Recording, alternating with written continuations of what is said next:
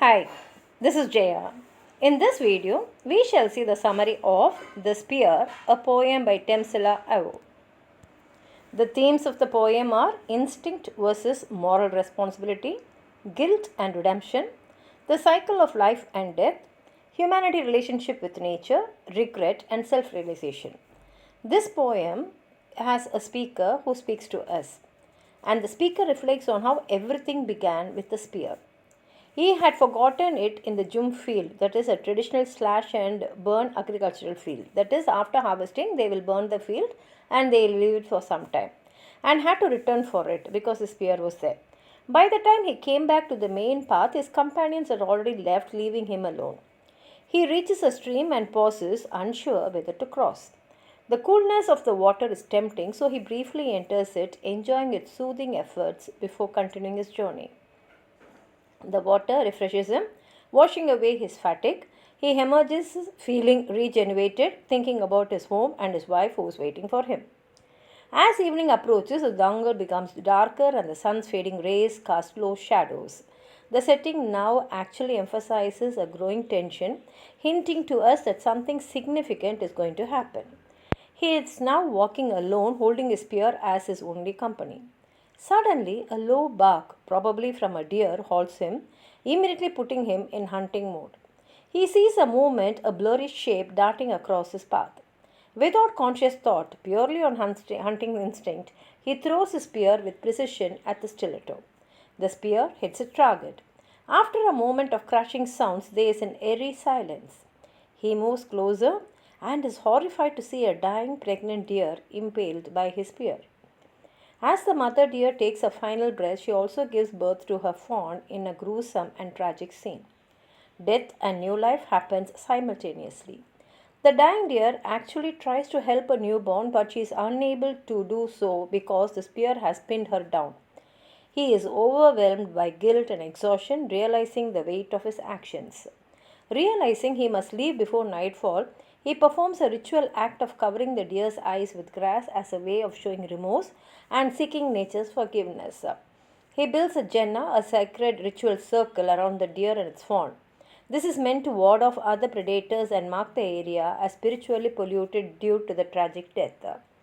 Filled with dread, he abandons his spear at the scene. He runs away, haunted by the fear of his own guilt chasing him.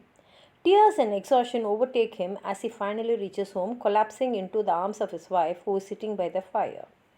His pregnant wife comforts him.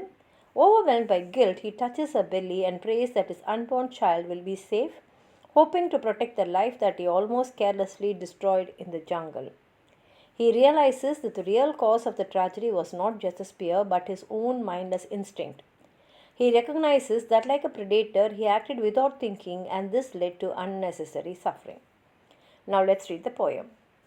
It was the spear that started it all. I had to go back for it to the shed in the gym, and when I regained the main path, the others were long gone.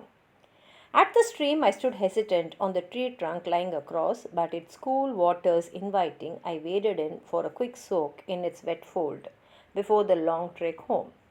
In the embrace of the soothing fluid, weariness left my tired limbs, and I came out a new man, my mind bent on home and the one waiting there. The one is naturally his wife.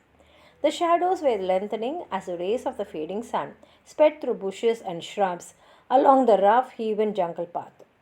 With the spear as my only companion, I hurried my pace when suddenly a low bark stopped me in my track. Another low moan and a blurry flight across the path, and my spear fled with lightning speed. No volition, only instinct accelerating deadly aim towards a shapely stiletto. A thud and a crash in the shrubs, and afterwards a great stillness. I crept forward and gasped at the sight of a writhing doe, my spear firmly impaled in her wounded bigness. Her life ebbing away, she exhaled with last moaning heave, expelling new life from her dying frame, wrapping in her guts and the birthing blood. She tried to free the newborn from its watery fold, but my spear stood unyielding in its hold. Grief engulfing my suddenly tired body, I stood there numb, a mute witness to my own crime. Until the evening shadows urged for safety, hurriedly gathering some wild grass, I covered the unseeing teary eyes to mark my shame and invoke nature's forgiveness. Next, I erected the circle of Jenna around the still and bloody dew, praying fervently that other predators would know the sign and steer clear of the spear blinded spot. Leaving my accursed weapon where it stood, I ran and stumbled, fearful of other demons stalking me. I ran faster, bleeding and weeping, until I stumbled into the waiting arms sitting by the roaring hearth. As she cradled my tortured self in the stillness of the night, I caressed her rounded fullness, praying to the gods to protect my seed from mindless stalkers such as me. For now I knew it was not the spear alone that caused it all, and here ends the poem. If you have anything more to add on to what I've said, please write it in the comment box, like the video, share it with your friends, and if you have not subscribed my channel, please subscribe and support. Thank you.